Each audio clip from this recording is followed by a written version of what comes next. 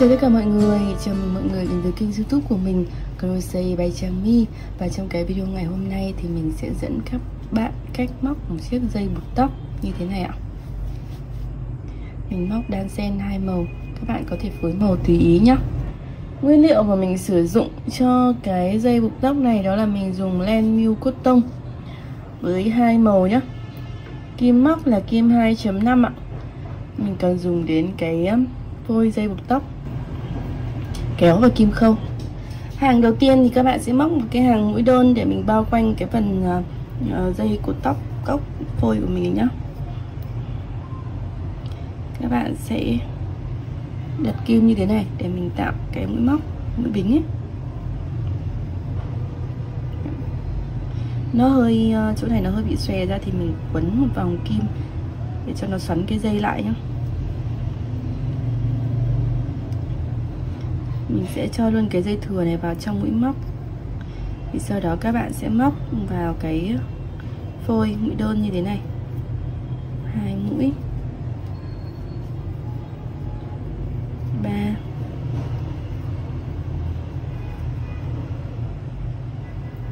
4,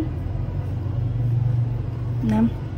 Tương tự như vậy thì các bạn sẽ móc tất cả là 40 ạ. Tất cả là 40 mũi đơn và cái vòng tròn này tùy theo cái kích thước của cái sợi dây buộc tóc này, cái dây này nhá, thì các bạn có thể, nếu mà mình sử dụng cái sợi bé hơn hoặc sợi to hơn thì cái số mũi nó khác nhau, các bạn móc kín cái phần dây buộc tóc này là được ạ. Sau khi mà được 40 mũi đơn như thế này thì các bạn sẽ móc một trượt vào cái mũi đơn đầu tiên nhé, để mình kết thúc hàng thứ nhất ạ. Sang hàng thứ hai thì các bạn sẽ móc một mũi bính này tại mũi đơn đầu tiên, các bạn móc một đơn. Sau đó thì các bạn sẽ móc 3 bính. Mình sẽ tạo thành những cái vòng 3 bính thì cách một chân nhé, mũi đơn, móc vào sang chân tiếp theo, các bạn móc một mũi đơn, rồi 3 bính, cách một móc một đơn, 3 bính, cách một móc một đơn, 3 bính. Cứ tương tự như vậy thì các bạn sẽ móc cho đến khi hết hàng và nối một trượt vào mũi đơn đầu tiên để kết thúc. Mình sẽ có tất cả là 20 cái khoảng trống 3 bính nhé. Hàng thứ hai thì mỗi một cái khoảng trống 3 bính này thì các bạn sẽ móc thành 2 cánh hoa, móc như mình làm bây giờ nhé. Bắt đầu từ đây nhé. Đầu tiên là một trượt vào khoảng trống 3 bính này, sau đó là 3 mũi bính, 2 mũi kép đơn ạ, 1, 2, 3 mũi bính,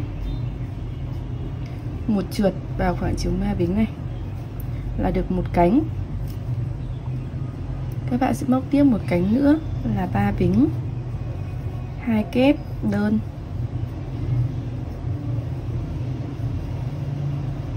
2, 3 bính, một trượt vào cái khoảng trống này. Như vậy là mình xong ở một cái khoảng trống 3 bính. Các bạn sẽ móc tương tự như thế này thêm 24 lần, thêm 19 lần nữa. Thi thoảng mình đang hơi nhầm một chút thì mình sẽ làm tiếp nhé. Lặp lại một lần nữa nhé. Đó là một trượt sau khoảng trống 3 bính, rồi mình móc 3 bính,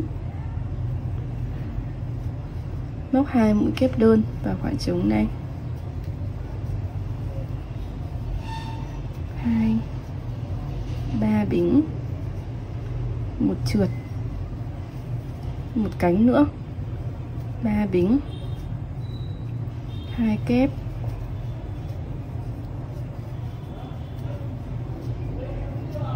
3 bính, một trượt. Cứ tương tự như vậy nhé, thì các bạn sẽ móc tiếp cho đến khi hết hàng. Đến hết hàng thì các bạn sẽ móc thêm một mũi trượt nữa vào cái mũi trượt đầu tiên nhé.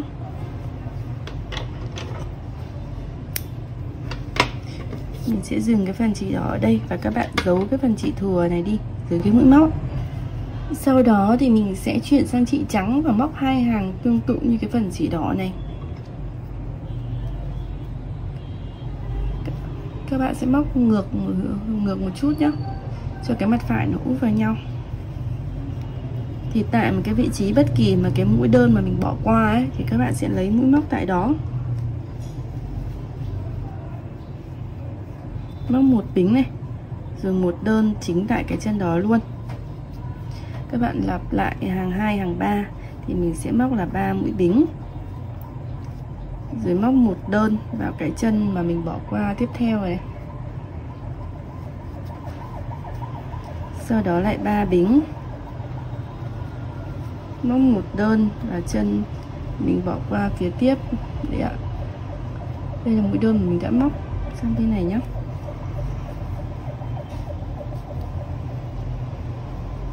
Ba bính tiếp. Các bạn móc sang cái chân này. Cứ như thế mình sẽ lặp lại cho đến khi hết hàng. Và hết hàng này. Và các bạn cũng sẽ móc tương tự cái hàng mà mỗi hai cánh hoa và một cái khoảng trống 3 bính ấy, giống như cái hàng 3 ấy. Mình sẽ lặp lại hàng 2, hàng 3 với phần chỉ trắng.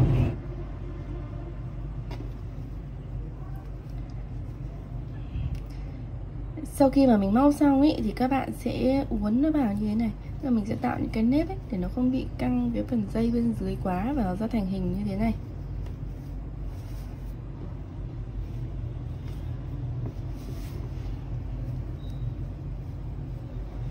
Mình sẽ được một chiếc dây cột tóc như thế này ạ.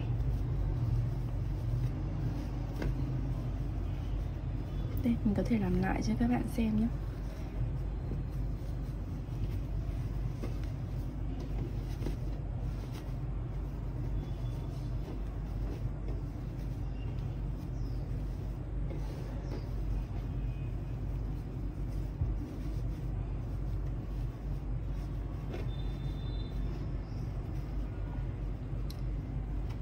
Chúc các bạn thành công nhé. Và đừng quên like, share và subscribe kênh YouTube của mình Crochet by Tràng My